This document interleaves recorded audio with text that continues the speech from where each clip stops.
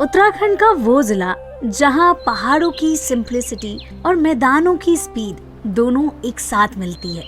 तराई की फर्टाइल जमीन और दूर दूर तक फैले फार्म्स, इंडस्ट्री की तेजी और अलग अलग कल्चर्स का परफेक्ट मिक्स इसे बनाता है उधम सिंह नगर। और आज उधम सिंह नगर से मेरे साथ है एक ऐसे पहाड़ी जो उत्तराखंड में खोती जा रही लैंग्वेजेस और ट्राइब्स को आगे लाने का काम कर रहे हैं। इन्होंने अभी तक उत्तराखंड की कई ट्राइब्स को उनकी पहचान वापस दिलाई है। उधम सिंह नगर से मेरे साथ हैं एक मशहूर डॉक्टर जगदीश पंत जी। कैसे हैं सर आप? बहुत बढ़िया।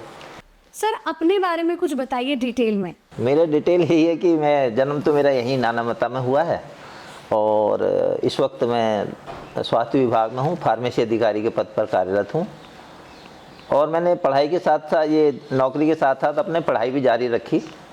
तो बीए, एमए हिंदी से, एमए अर्थशास्त्र से, उसके बाद फिर पीएचडी हिंदी विषय से मैंने कुमाऊं विश्वविद्यालय से की। और पत्रकारिता में भी मेरे पास पीजी डिप्लोमा किया मैंने ओपन यूनिवर्सिटी से। और पढ़ाई जारी रहती है, अपना लेखन कार्य जारी रहता है, कविताएं और कहानियां प्रकाशित होती रहती हैं। सर आपने काफ़ी लैंग्वेजेस, काफ़ी ट्रेडिशन, काफ़ी जनजातियों के साथ काम किया है। इसकी जो इंस्पिरेशन है ये आपको कहाँ से मिली? प्लीज़ हमें बताइए। जहाँ तक इंस्पिरेशन वाली बात है, मैं बाजपुर में मेरी पोस्टिंग थी, मैं हॉस्पिटल में हूँ। तो वहाँ बुक्सा जनजाति बाहुल्य क्षेत्र है। अधिकांश बुक्सा जनजाति हमारे बाजपुर और गदरपुर ब्लॉक में जो है निवास करती है। तो उन लोगों का अस्पताल में भी आना होता था और वैसे भी गांव वगैरह मेरा घूमने के आया था, तो गांव वगैरह में भी जाता था। तो वहाँ देखा मैंने इनकी भाषा और इनकी जो एक पहचान है वो कहीं बन नहीं पा रही है। भाषा को कहीं स्थान नहीं मिल पा रहा है। और अगर भाषा को स्थान नहीं मिल पाता है तो वो भाषा विलुप्त होती जाती है। चाहे वो भाषा हो, संस्कृति हो, परंपराएं हों, वो फिर छूटती जाती हैं। सर बात की जाए अगर हमारे उत्तराखंड की, तो अभी उत्तराखंड में कितनी जनजातियां हैं, ये कितनी लैंग्वेजेस हैं जो बोली जाती हैं? उत्तराखंड में भाषाओं की बात करें तो मुख्य यहाँ 13 भाषाएं हैं। 2011 में भारतीय भाषा लोक सर्वेक्षण द्वारा यहाँ उत्तराखंड की भाषाओं पर काम किया गया था। तो उस वक्त मुख्यतः 13 भाषाओं को लिया गया था यहाँ, जिसमें जौनसारी, थारू, बुक्सा, कुमाऊनी, गढ़वाली, ये सब मिला के 13 भाषाएं। बात की जाए अगर बुक्सा जाति की, तो आपने सबसे ज़्यादा काम बुक्सा जनजातियों वालों के लिए किया है।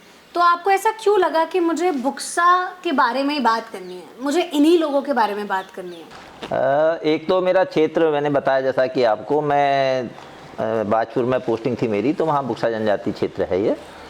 वहाँ इन लोगों को नज़दीक से देखा मैंने।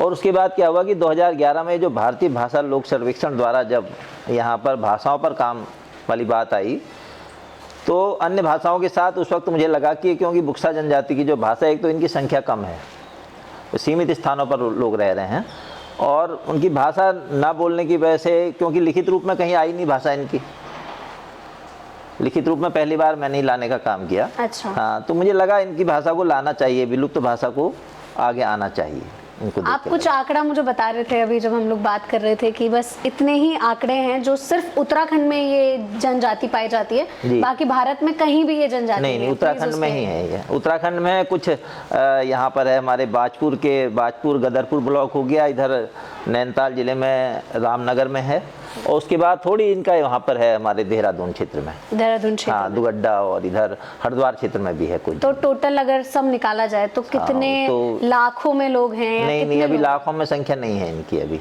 कितनी संख्या? 2011 की जैसे जनगणना अगर हम देखते हैं तो इनकी संख्या समथिंग 54,000 55,000 करीब ऐसे। तो जहाँ तक इतिहास का प्रश्न है इनका, तो अनेक इतिहासकारों ने अपने अपने स्तर से बताया है, लेकिन जहाँ इन लोगों से बात की, इन लोगों से जो मुझे पता चला और जो भी इतिहास से पता चला है कि राजा जगत देव जी इनके आराध्य हैं। और ये जनजाति धार, जो कि आजकल मध्य प्रदेश में है, तो वहाँ से ये जनजाति, धारा नगरी बोलते हैं बल्कि ये लोग, कि हम धारा नगरी से आए हैं, वो क्षेत्र से यहाँ आए तराई में। सर ये मेरे ख्याल से आपने कुछ किताब भी लिखी है बुक्सा जाति के ऊपर, राइट? तो मैं देख सकती हूँ उसे? बिल्कुल बिल्कुल, देखिए। क्या बात है, उत्तराखंड की बुक्सा जनजाति, क्या बात है। और सबसे पहले शुरुआत मैं पीछे से करना चाहूँगी। यहाँ पे फोटोज लगी पड़ी हैं, इसमें चावल स्टोर करे जाते हैं, अनाज स्टोर किया जाता है। अनाज स्टोर किया जाता है। ये वहाँ की महिलाएं जी। और ये चक्की है यहाँ, ये चक्की है, ये चक्की चलाती हुई महिला है ये सूप से कर रही है अनाज को। सर ये किताब तो बहुत बड़ी है, कुछ भाषा का डिफरेंस अगर आप मुझे बता पाए कि पर्टिकुलर इस वर्ड को ये लोग ऐसे बोलते हैं, क्या वर्ड्स हैं वो प्लीज़ बताइए। जी, जहाँ तक इनकी भाषा की बात है तो इनकी जो भाषा है ये ब्रज भाषा के बहुत नज़दीक है। अच्छा, ब्रज भाषा के बहुत, और कुछ बुंदेली भाषा के नज़दीक है, और ब्रज भाषा के तो बहुत नज़दीक है इनकी भाषा। जैसे थाली हम लोग बोलते हैं थाली, तो ये लोग थरिया बोलते हैं उसको, थलिया। हाँ, और ब्रज भाषा में भी लगभग यही शब्द है इसके लिए।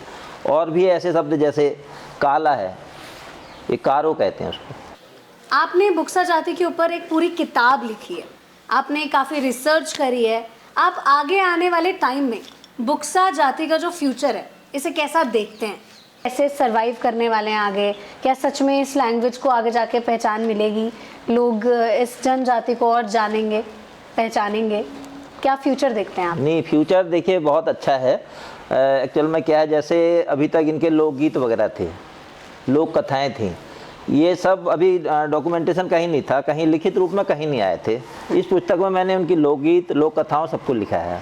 और एक बात बताना चाहूँगा, अभी उत्तराखंड भाषा संस्थान ने उत्तराखंड की लोक कथाएँ एक किताब छापी थी, उसमें अन्य भाषाओं के साथ मेरे द्वारा इनकी लोक कथा भेजी गई और वो लोक कथा प्रकाशित हुई है उसमें। सर जो रेड एफएम का कैंपेन है एक पहाड़ी ऐसा भी, इसके बारे में आप क्या कहना चाहते हैं?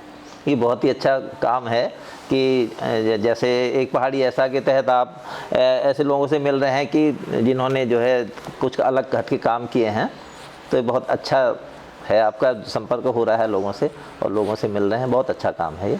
और ये मुझे लगता है कि जैसे बुक्सा जनजाति की बात आई है, तो बुक्साड़ी भाषा के लिए उत्थान के लिए, उन्नयन के लिए ये रेड एफएम जो है हमारा और मददगार सिद्ध होगा, ऐसा लगता है। And thank you so much sir, आप सच में एक अनोखे पहाड़ी निकले जिन्होंने सिर्फ पहाड़ियों के बारे में नहीं, उन जनजातियों के बारे में भी सोचा, तो उत्तराखंड में रहती हैं और उत्तराखंड के लोग उन जनजातियों को नहीं जानते। जी, वो भी हमारे ही हैं, वो भी हमारे हैं। Exactly right. एंड मेरे ख्याल से यही है मेरो उत्तराखंड, यानी कि मेरा उत्तराखंड यही है, जो भी यहाँ आया वो यहाँ से कभी वापस नहीं जा पाता, वो हमारा ही बन जाता है। और हम सब एक साथ मिलजुल कर ऐसे ही रहे, ऐसा ही उत्तराखंड है जो आगे हम देखना चाहते हैं। राइट सर, एक पहाड़ी ऐसा भी। तू एक पहाड़ी ऐसा भी।